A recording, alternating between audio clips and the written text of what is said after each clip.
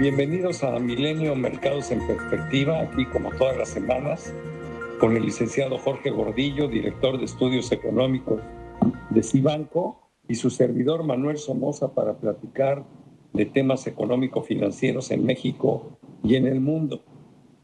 Bueno, yo iniciaría diciendo que a diferencia de la semana pasada, esta semana fue magnífica para los mercados, sobre todo para los mercados bursátiles. En Japón, el Nikkei subió 4% en la semana. El Shanghai fue el único que tuvo un comportamiento muy relativo, pues nada más subió 0.38%. Las bolsas en Europa en promedio adelantaron 3.47%. El Dow Jones avanzó 3.97%. Standard & Poor's más 4.60%. Nasdaq, el índice tecnológico 5.49%. Y la bolsa mexicana también tuvo un buen desempeño con el más 4.41%.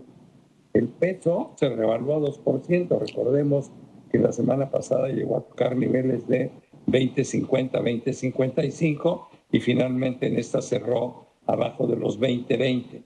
En cambio el euro no se revaluó, sino que se devaluó con respecto al dólar el 1%, de estar en niveles de 1.21, ahora está en 1.20 y llegó a tocar el 1.19. O sea que tuvimos mercados francamente interesantes. Y ahora vamos a empezar platicando de México, de los temas que más están afectando el desarrollo económico.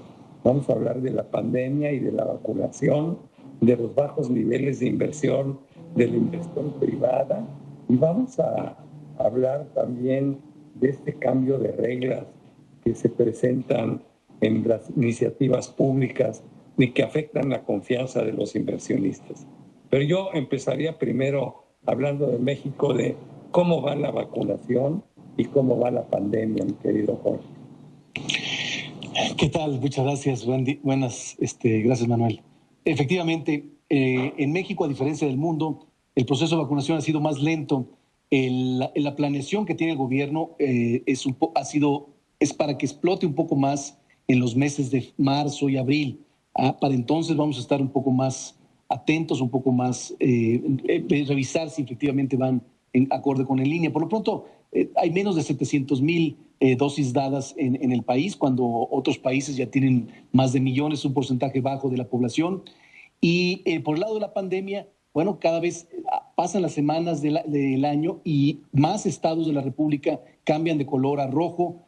Sigue aumentando el número de contagios de manera preocupante. El nivel de hospital, de porcentaje de personas en hospital está alto en ciudades como la Ciudad de México, ¿no? en niveles preocupantes. Y bueno, todavía no cede. Ya hemos visto cómo en Estados Unidos, en Europa, esta situación empieza a bajar, empieza a perder presión, pero todavía no lo observamos en México. Ojalá lo podemos ver en algún momento de este mes. Sí, mira, hay una buena noticia, hay que también resaltar lo bueno, fue el haber conseguido, ojalá y sea cierto, ¿no? Porque ya no sabes en esto, los 25 millones de vacunas Sputnik, porque bueno, pues ya se aclaró que es una vacuna que sí va a ser igual de eficiente que la de AstraZeneca, por ejemplo, y de las demás. Yo creo que ese es un acierto el haber logrado ese acuerdo y es una buena noticia. Lo que no es una buena noticia es que no haya una estrategia lógica en la distribución de la vacuna. Se ha hecho al capricho, se está vacunando a gentes que no se deberían de haber vacunado y en cambio hay mucha gente vulnerable a la que no hemos llegado, no ha llegado el gobierno. Además, a mí también me preocupa mucho que los criterios que se estén usando para la distribución de la vacuna sean de carácter político. ¿Qué tienen que ver los siervos de la nación con el proceso de vacunación?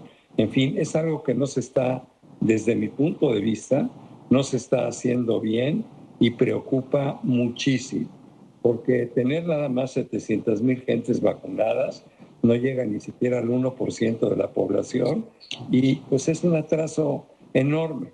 Y en este tema hay muchísima prisa. Entonces, pues yo sí destacaría eso, donde hay que poner mucho más atención, porque si no, pues esto va a seguir afectando a la economía mexicana. Pero más allá de la pandemia, Jorge, yo estoy convencido, y lo he platicado mucho contigo, que el segundo efecto negativo que tiene la economía mexicana, y este se empezó a sentir desde el año 2019, es cómo la inversión privada está en sus niveles más bajos, cómo está estancada, cómo no hay manera de incentivarla. Y yo creo que es porque las condiciones no están dadas y las políticas públicas han sido contrarias a incentivar la inversión privada, tanto nacional como extranjera. La inversión extranjera cayó 9% el año pasado. Entonces, esto a mí me preocupa porque la pandemia va a pasar, pero si nosotros seguimos manteniendo estos bajos niveles de inversión, pues vamos a tener unos años por venir que van a ser de crecimientos muy magros, que van a ser muy lentos, que no vamos a generar las oportunidades que requiere un país que tiene 50 millones de gente en la pobreza, de alguna manera. Entonces, esto para mí es muy prioritario y no veo honradamente interés de la administración en incentivarlo. Parece ser que el modelo es un modelo estatista que pretende usar a Pemex y a CFE como palanca de desarrollo, y yo eso lo veo honradamente anacrónico y lo veo muy difícil. No. Petróleos Mexicanos no tienen la estructura económica ni organizacional para ser una potencia y menos para ser palanca del desarrollo en este país. Y la Comisión Federal de Electricidad, bueno, pues están tratando de ayudarla con todo lo que pueden para que simplemente funcione razonablemente bien, y no estoy seguro de que lo vayan a lograr. Entonces, a mí sí me gustaría que me comentaras tú cómo ves el tema de lo frenada que está la inversión privada, tanto nacional como extranjera. Bueno, es vital, todo esto que dices es muy importante, porque por supuesto estamos todos muy pendientes en el proceso de vacunación y va a depender y va a influir mucho en la perspectiva económica. Cómo le vaya a Estados Unidos nos va a ayudar, pero hay que tener en cuenta algo. Con esta pandemia, la gente perdió muchos empleos y muchos de los que están recuperando son empleos temporales, son empleos con menos remuneraciones, y esto lo que provoca es que tienen menos ingresos para consumir. O sea, la demanda en general interna está deprimida y va a ser así aunque regresemos a una normalidad. Entonces, lo que nos surge al país es una mejor empuje en inversión, una inversión que genere, que levante estas remuneraciones, que mejore los empleos y que dé una mejor percepción hacia adelante. Solamente así vamos a recuperarnos de manera importante, y hoy el gobierno no tiene los recursos suficientes como para hacer palanca de desarrollo. Necesita necesariamente del sector privado. Entonces, tienen que trabajar juntos. La inversión total del país, el 93% es privada y el 7% es pública. Y entonces el gobierno, no entiendo cómo está despreciando a la inversión privada y no le está motivando y no le está alentando y no está poniendo las condiciones necesarias para que empiece a salir. Por ejemplo, una mala señal que tuvimos hace poquito fue la iniciativa que lanzó, la iniciativa preferente que lanzó el presidente para reformar la industria eléctrica.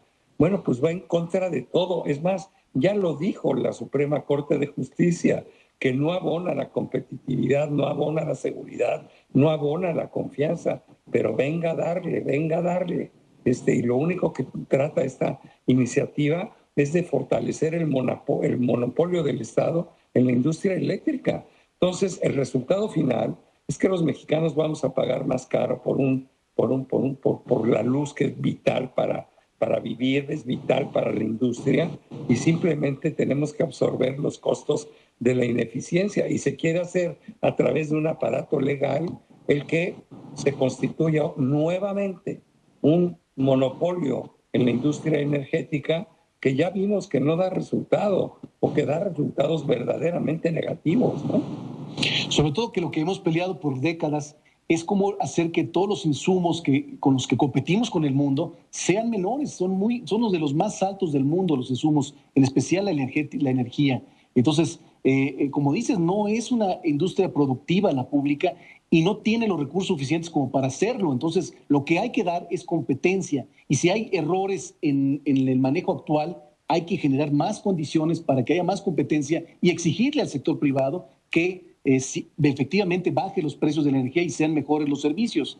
Ese es el camino correcto, pero ahorita estamos dando pasos para atrás. Pues sí, y eso a mí honradamente me preocupa, porque como dije antes, la pandemia va a pasar, pero la desconfianza puede durar mucho más tiempo que la propia pandemia. Entonces, como que ya es hora de reaccionar, como que es hora de usar el sentido común en lugar de la ideología, porque muchas de estas iniciativas, pues lo único que tienen son tintes ideológicos que no nos están llevando absolutamente a cosas constructivas, ¿no?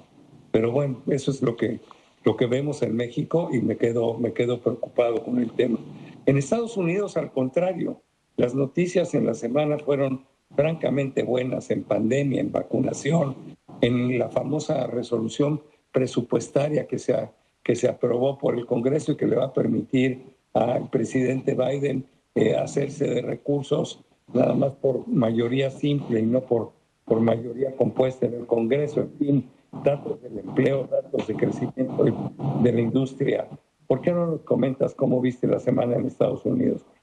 Pues la semana mejoró radicalmente a la semana anterior. La semana anterior teníamos preocupación de que el proceso de vacunación estaba más lento de lo que habían dicho, que estaba aumentando el número de contagios de COVID, que no se sabía nada de la negociación de estímulos económicos, y en esa semana se clarificó muchas cosas. Primero, ya hay más de 100 millones de dosis dadas en el mundo de vacunación. Todavía es un porcentaje bajo de la población mundial, pero el incremento fue considerable. Ya hay más personas que han recibido vacunas de los contagios activos que hay en el mundo. Esa es una muy buena señal. Los contagios en Estados Unidos han disminuido significativamente, sobre todo en el oeste, en una semana para acá. Entonces, bueno, cambió el sentimiento del mercado, sobre todo ahora que están diciendo que el Congreso puede, aunque está frenado la discusión con los republicanos, los demócratas, le pudieron dar la vuelta y la mayoría de los estímulos que había propuesto el presidente Biden parece que sí saldrán tan pronto como en 1 o 2 semanas, lo cual es doblemente impulso para los mercados y es la explicación de la subida tan interesante de las bolsas. Muchas gracias, Jorge. Se nos acabó el tiempo, caramba, cómo se va rápido el tiempo. Te doy mucho las gracias, pero sobre todo, gracias a ustedes por estar con nosotros semana a semana aquí en Milenio Mercados en Perspectiva. Nos veremos la próxima. Muchísimas gracias. Hasta la semana que entra.